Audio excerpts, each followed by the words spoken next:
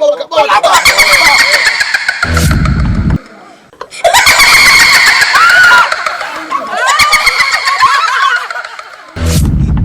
yam with bune.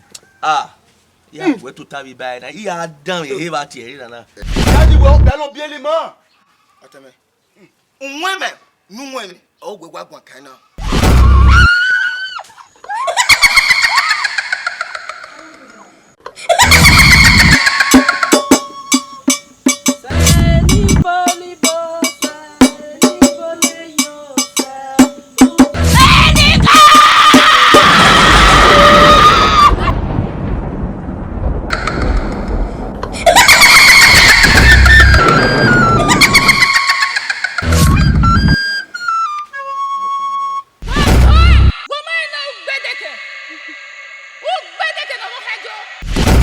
Subscribe to Otata TV.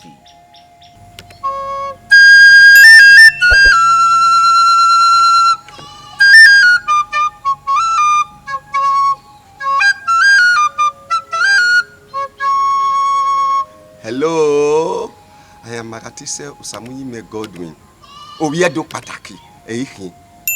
Subscribe to Otata TV. Hey guys, my name is Monday Happy. I'm a Nollywood actress. Please subscribe to Otata TV. Subscribe to Otata TV.